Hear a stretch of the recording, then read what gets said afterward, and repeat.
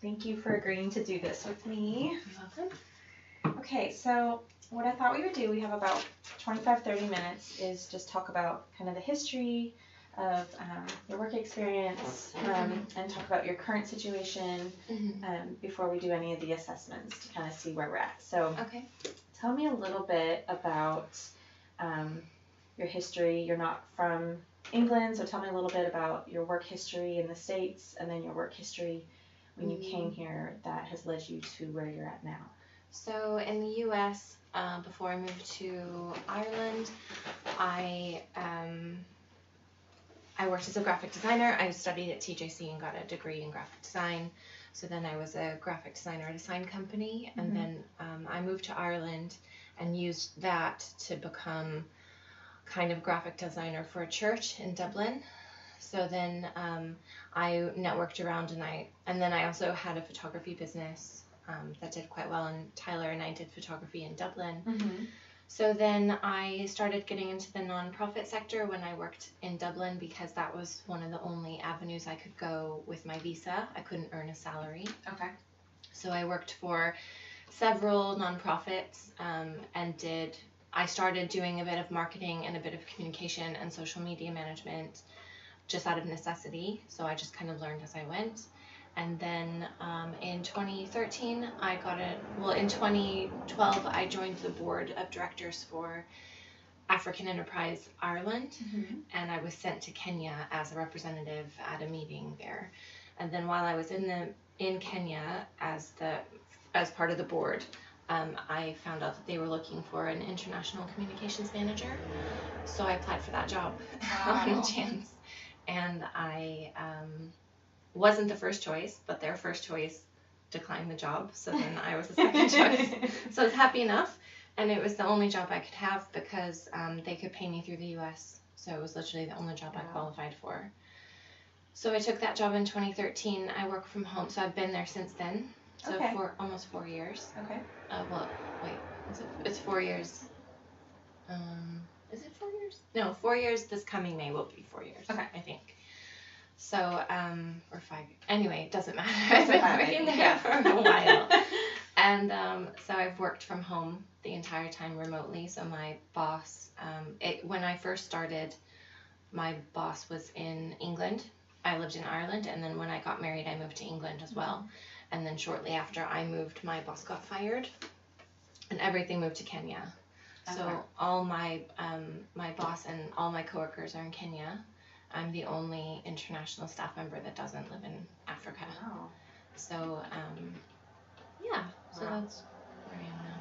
It sounds like you've been, I don't want to say lucky, but like one thing's led to another, and it's continually progressed you in your experience and what you've learned to do, and now you have this amazing resume. Yeah. Like, I can do communications, I can do marketing, I can do graphic design, I can kind of a one-stop shop. Awesome. So now that you've been there, you're almost 5 years into this position. How are you feeling about where you're at and where you want to be? I'm ready to move on because, I feel a bit stuck because I have a child now, and I like being at home with him, and my job allows me to do that, even though it's difficult to manage working and being home. I've tried to strike a balance. But I'm pregnant again, and we're moving back to the U.S. in October. So I can continue working for them, but I don't want to because I feel isolated at home, especially now with the baby. I don't see anyone sometimes besides my husband in a week. So that's hard. And I feel like my job, because I was the first person in this company to have this job, and because I work with Africans who don't have any real understanding of what it means to communicate they don't understand how to communicate what they're doing in ministry to supporters to raise money. They just love doing what they do, and they don't want to be bothered about writing it down. So it's been a real challenge over the almost 5 years to try to get them to where they are. And I never feel like I've gained much traction. I know that I've improved it, and I know that I've done something, but I feel like no one really even after almost 5 years, no one understands my job. Mm-hmm. I just make up whatever I want to do, and they're like, great, that's good, okay, do that. Like, yeah. So I don't, and I think I need like someone to encourage me and be like, you're doing a good job, like keep it up, that was good, don't do that next time, but do mm-hmm. this. And I don't get that at all. I don't get any feedback. I send emails and I just don't get any reply, like almost ever. I just send emails and then I stop doing what I'm doing, and they're like, why did you stop doing that? That was good. And I'm like, well, you never gave me any feedback, so right. I'm not going to waste my time doing things that I don't think you're using. Right. So it's been a challenge, and that feeling unappreciated combined with being alone mm-hmm. just makes me feel quite bad.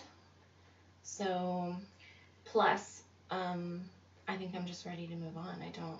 I want to be a mom. I want to build my photography business and focus on that, and maybe do graphic design on the side. But I'm just kind of sick of the whole thing. I'm sick of like mm-hmm. working with Africa. I'm sick of all of that. So I'm just kind of fed up now. Yeah, that's very understandable.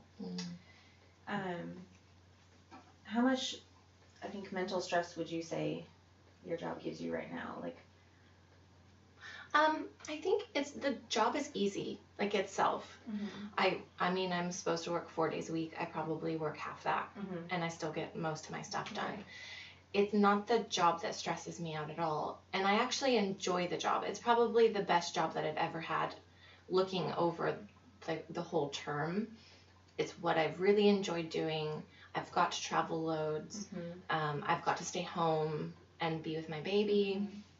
So in that way, there's loads of benefits, and that's, I think, why I haven't quit yet, because it's too good to leave. Right.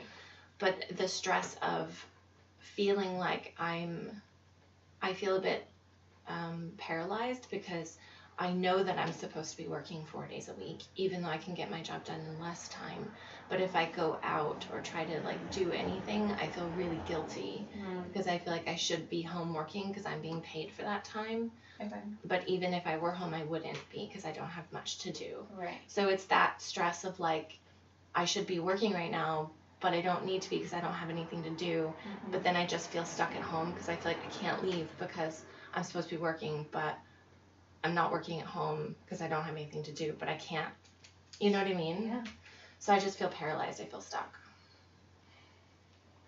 Do you think that expectation is more of an internal one, or do you think it's an external, legitimate, I shouldn't leave my house because I should be working even though I've done all my work for the week? I feel like it's an internal thing because I'm a really hard worker and I want to do a good job. Mm-hmm. And so I just feel like I'm cheating if I'm doing something wrong, if I'm gone. And in some ways I've gotten over it a bit because having a baby kind of forces you to look at other things, but I still feel like I can't go anywhere.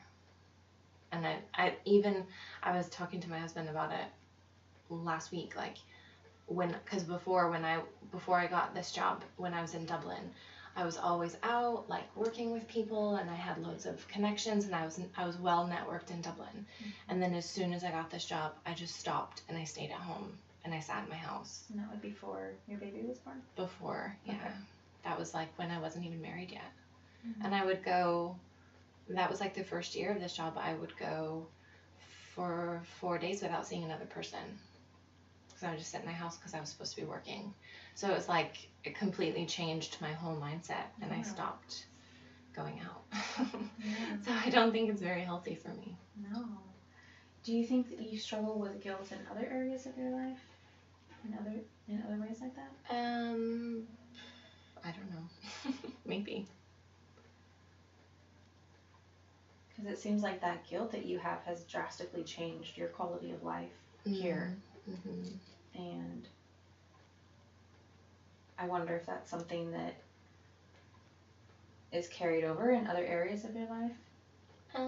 Or if it's just this specific work issue because perhaps you've learned that you need support, you need community, you need to be outside the home to be able to do your tasks and feel like you're doing them well? Like, I'm just trying to figure out. I don't think that I hold a lot of guilt in other parts of my life.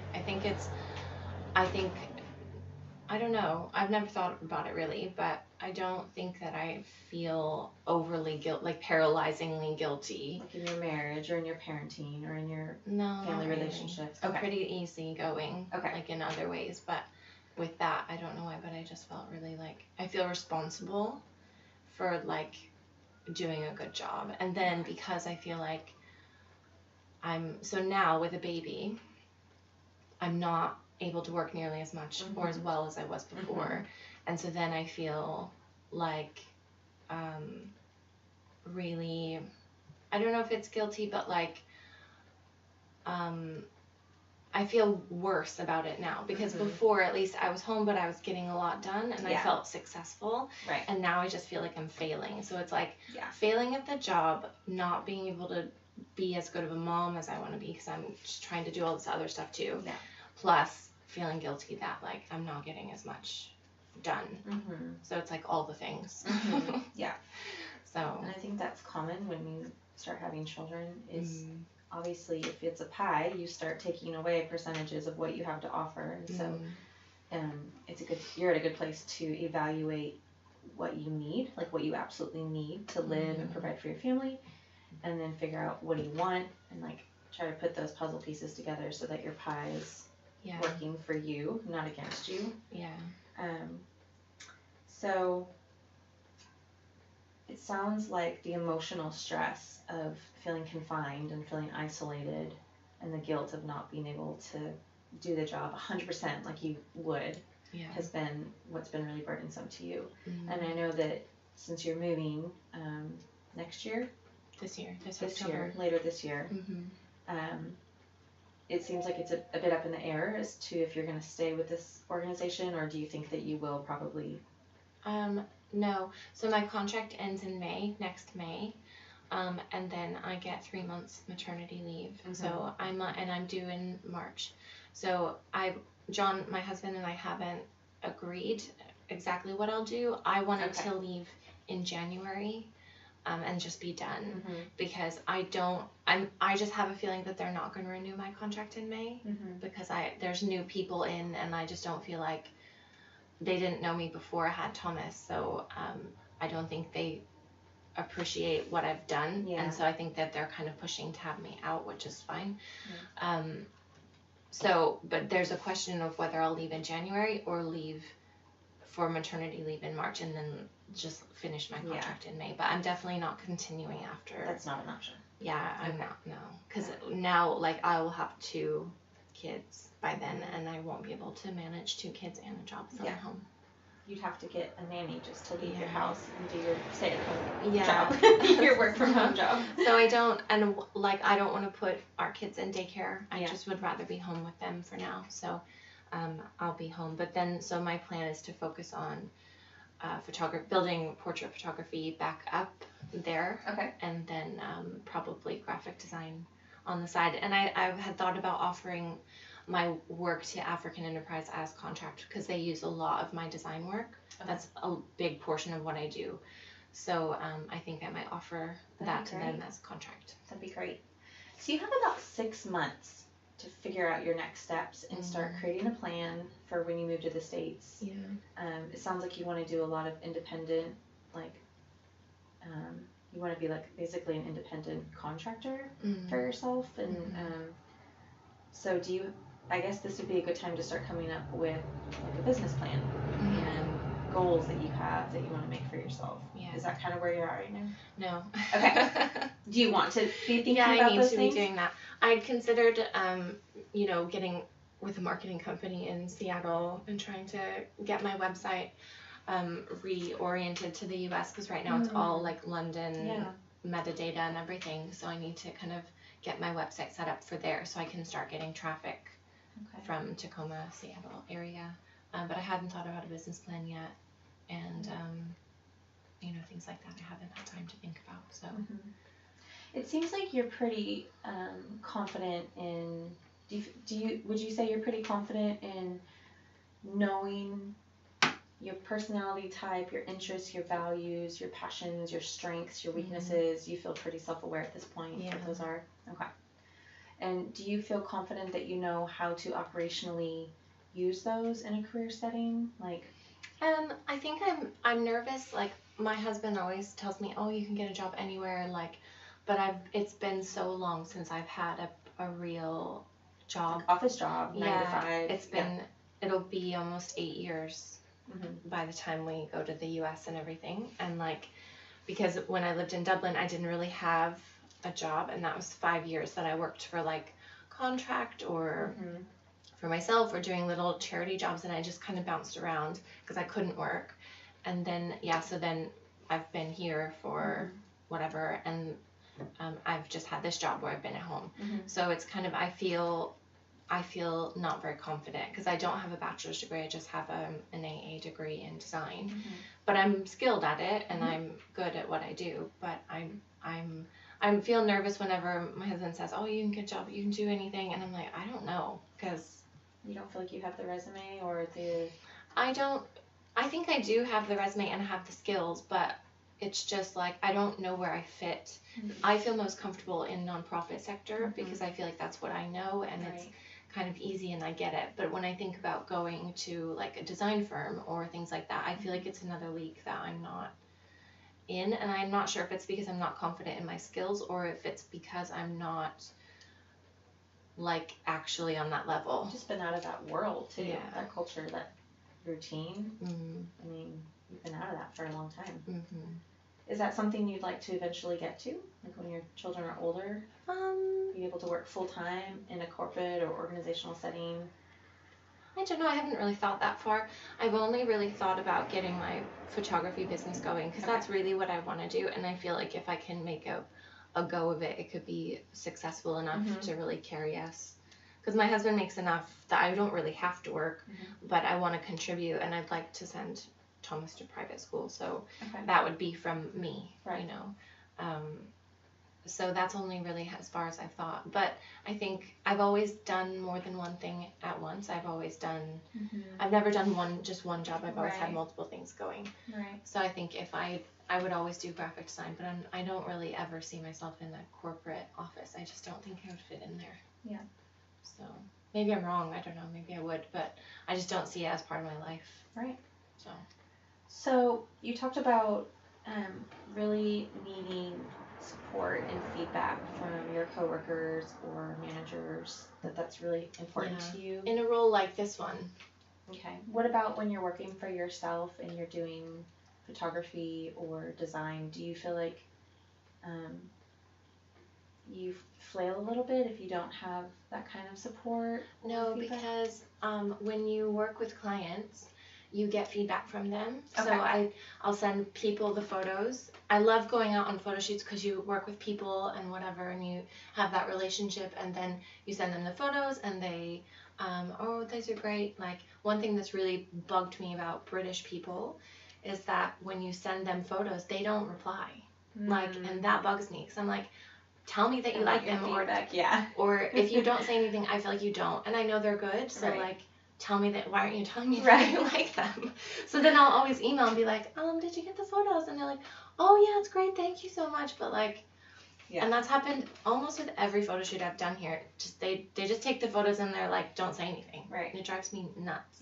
Because in the US, when you do a photo shoot, you instantly get an email back. These are amazing, thank you so much, and that's all I need.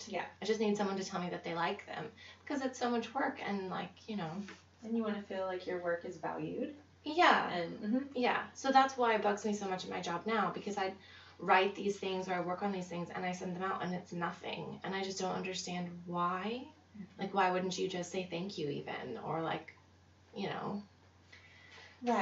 So but I feel like when I work for myself, I know it's very straightforward, and it's like, you need this, I do that, you pay me and say thank you, done. Like, so you still get what you need. Your needs are still met, even in an independent setting where you're working for yourself. Okay.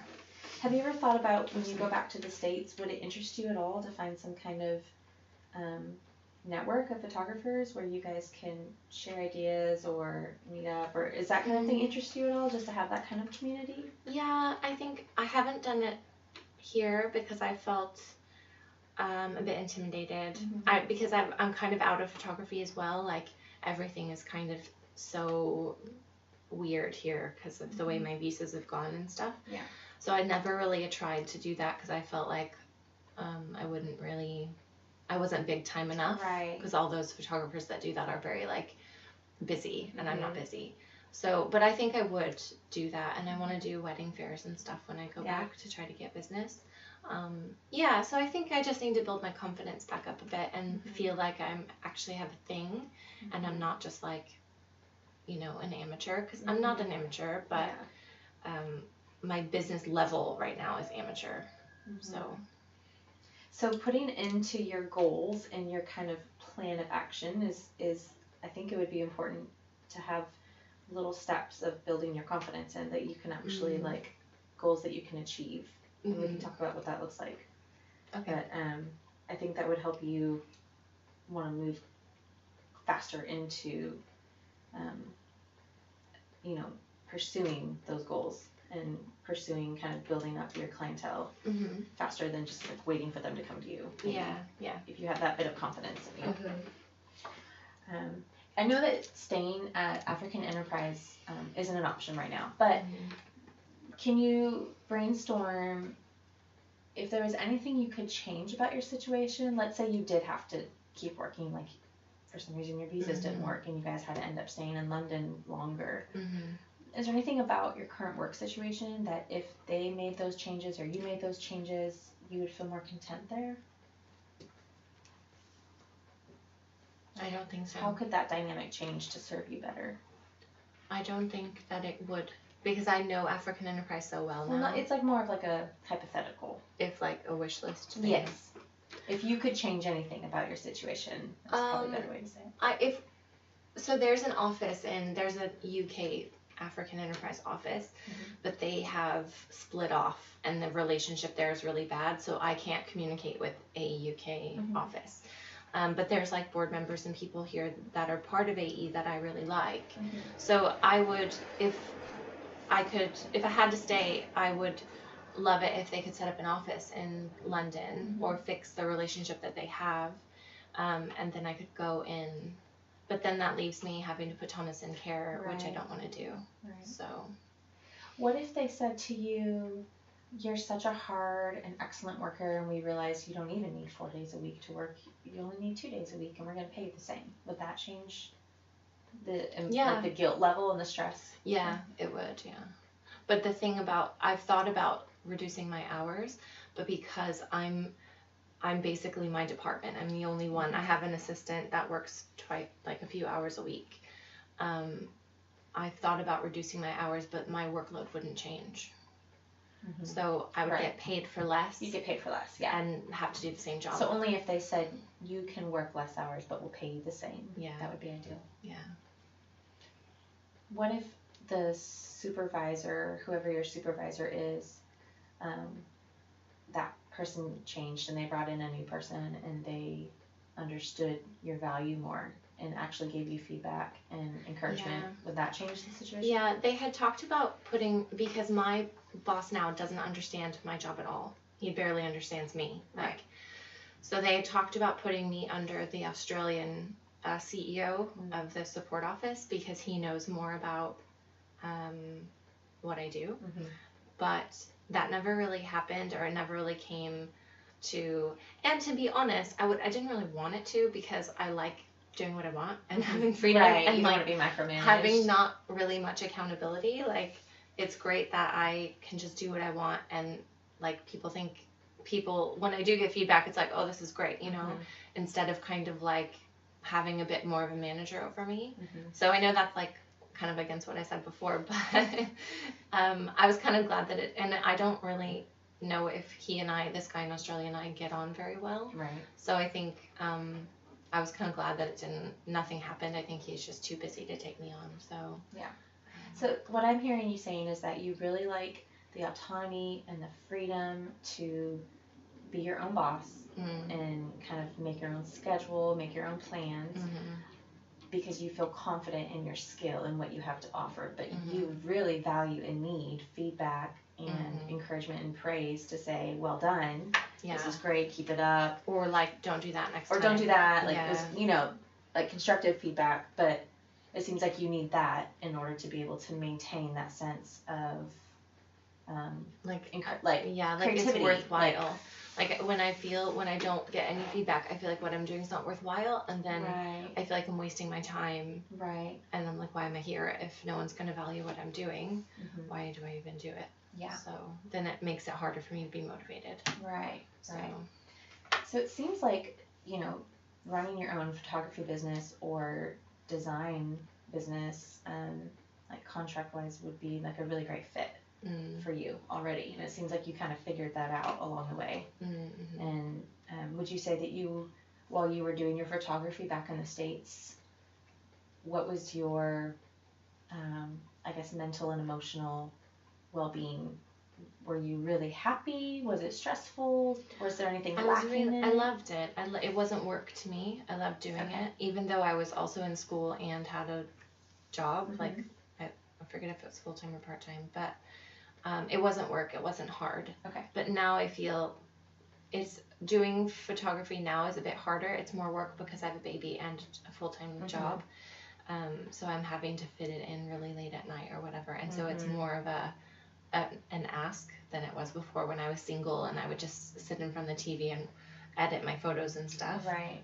So it's harder now, but I still love it. And I had said that I wasn't going to do any more photo shoots after one I did a few weeks ago, and then I got a call saying, oh, can you, and I can't say no because I love doing it. Yeah. So I've booked another one before I leave, like, and I just can't say no because it's fun for me, and I feel bad saying, because people say, oh, I like your photos and I want you to do our family, and I just can't say no because I want to help people. You love the work. Yeah, I love it, even though it's hard and like I'm pregnant now and I'm gonna have to haul myself out there to do it, but I like it, so I don't want to say no to people. So I found that, you know.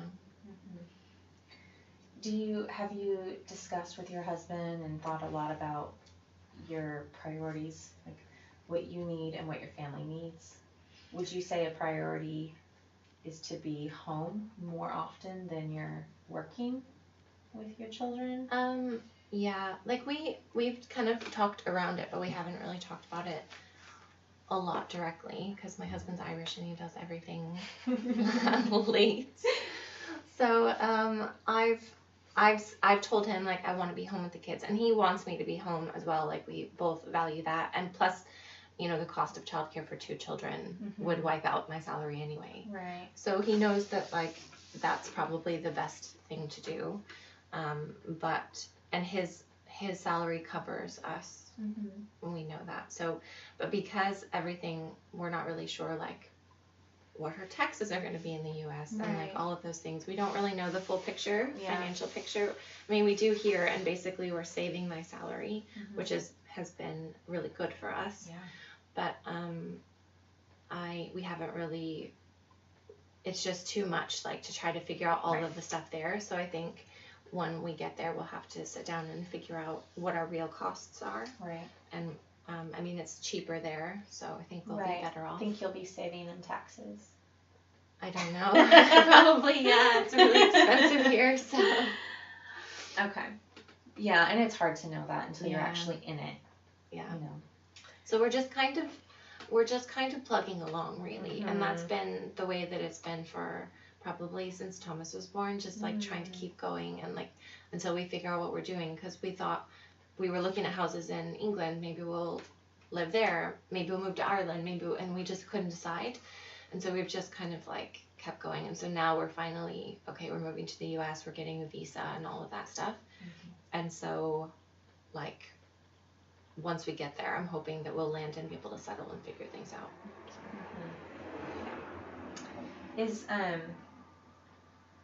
Okay, so what I'm hearing you say is that your struggle right now is just kind of trying to end this season of working at African Enterprise strong and ending it well.